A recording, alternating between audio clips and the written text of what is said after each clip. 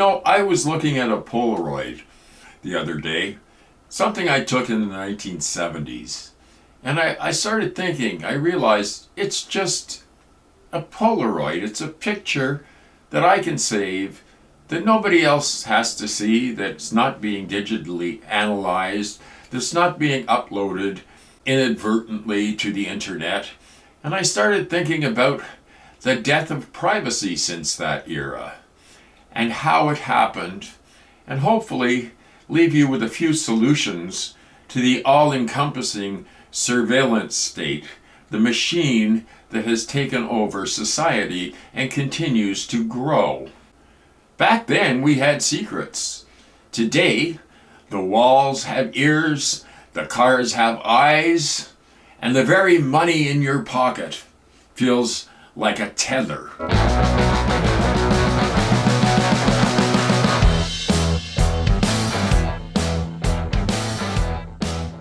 During the 1980s, there was a concern about your library books.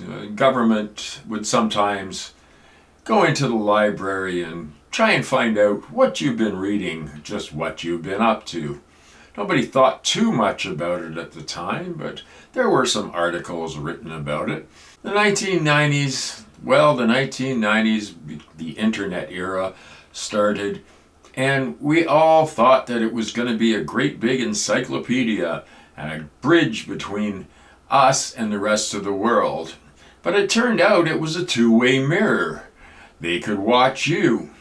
But that wasn't that serious because we all had a computer in our home and we didn't really worry about being tracked or being surveilled. Nowadays, it's gotten so much worse. Little by little, just because we thought it was convenient, we gave up much of our privacy. All of it, as a matter of fact.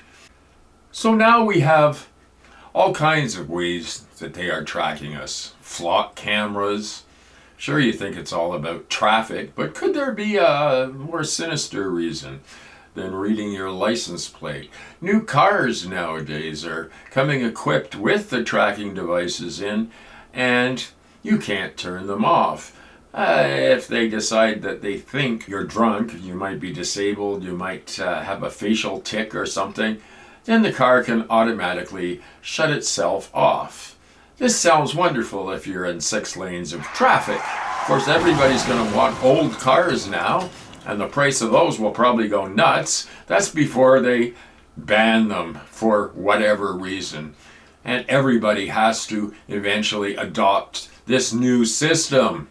In spite of all the climactic disasters we're facing, they decide to build data centers in every city, making lots of noise while they surveil us, drinking tons of water while they surveil us, doing all of the things that you thought were not possible 10 years ago. And they weren't possible 10 years ago. They were the stuff of science fiction. What's coming is even worse.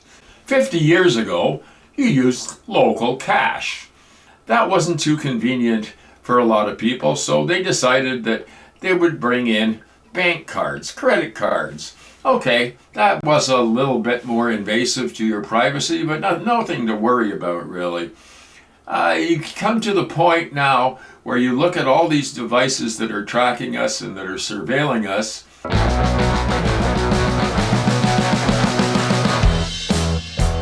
The dots are all connected, and it all connects to a cashless society. If you're not using cash, then your bank card can be turned off remotely for no reason other than maybe suspicion of having subversive thoughts, pre-crime thought crimes. That's happening these days, isn't it? Yeah, you could get scapegoated for something that you never did, that they said you did. They can do all kinds of things to you. And we've voluntarily let this happen in the name of convenience. Yes, it's really convenient to use your phone to pay at the cash. Sure, and that's fine until somebody decides to turn it off. We have lost so much, and we're not getting it back unless we fight back against it. These flock cameras, that supposedly are just for traffic control. Come on. Traffic light cameras. Yes, cameras inside your car staring at you at all times, and you can't turn any of it off. It's scary.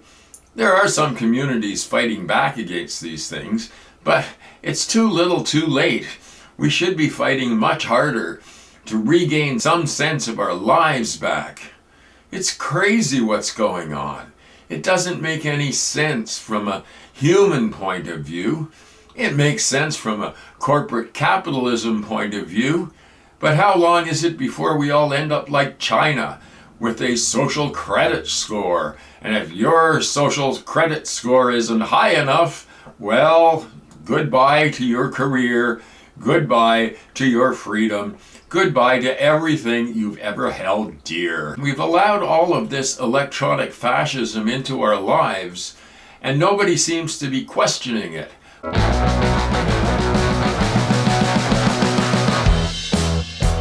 And now we have the rise of surveillance pricing, where they get to charge you whatever they think you can handle. And even if you can't handle it, they'll push it up to the max that you possibly can. They can have information about everything. How much you have in the bank, how much you're spending on things. And if you don't like it, well, tough, because they're going to do it anyway. Shopping carts equipped with these little computers are coming out that can look at you while you're shopping and decide by your eye movements what they're going to charge you. Oh, you don't think that's intrusive at all? Just wait. Just wait until it's all encompassing, which is coming soon if we don't do something to stop it. So China's system is overt. It's right in your face. You know that you have a social credit score. Here it's a little more subtle. It's privatized. It's privatized by the owners of huge corporations, high-tech people that are really running the government. You think that demented old man in the White House is actually running things? He's a puppet. He's just being used by the forces of extreme greed and capitalism. So what do? Well, there's some hopeful signs on the horizon. There's people running in the primaries, in the Democratic primaries, that are progressives. And of course they say, oh no, they're socialists. And they use that term, and communist, to drum up fear. Because all of those things that are being advocated are in no way communists. That's just made up bullshit. Are you going to go along with it? Are you going to believe it? Are you going to be stupid enough to follow along with all this stuff? Sadly, a lot of people are. Doorbell cameras surveilling the neighborhood just to see who's coming to your door. Well, remember the peephole? You could look through and see who was at your door, and if it was somebody you didn't know or some salesperson, you just didn't answer it. So as we head into this brave new world of surveillance, be careful and do some things that can maybe stop it in its tracks. Reach for the off switch. That'll help you out. We can all decide to do that. At least once a week, use some cash, for God's sakes. I mean, without cash, you have no privacy whatsoever. Cash is the last vestige of actual capitalism without the surveillance, without the tech stuff going on. I mean, use cash for things. Once they implement a cashless society, how the hell are you going to pay the kid who just shoveled your walkway? You can't just say, here kid, here's $10. Go and shovel my walkway. Or cut my grass. Here's $25. I'm feeling generous today. You can't do that with the cashless society. Or everybody's going to have to carry these little cash machines around with them. I don't know. I guess you are already with the smartphones. When the smartphone came in the 2000s, everybody was wearing a digital tracking device. They're like a flashing beacon as to where you are and what you were doing. But that's only accelerated. The last 20 years has been mind-boggling, the amount of bullshit that's been fed to us over the years. Just complete garbage that we've brought into. A lot of us have. Some of us old hippies are still trying to live a analog life in the digital world, but for how long can any of us survive while they keep forcing this stuff down our throats? I don't know. Maybe you know. Maybe you have some idea. Maybe you should just turn the off switch. Just for a while, just to get your head together. Get away from the digital madness. Well, people do question it, but they're ignored. So what do? Well, we've got to fight back. We've got to do something about returning to an analog world where things weren't as confusing, where things weren't as dangerous, where things weren't as intrusive.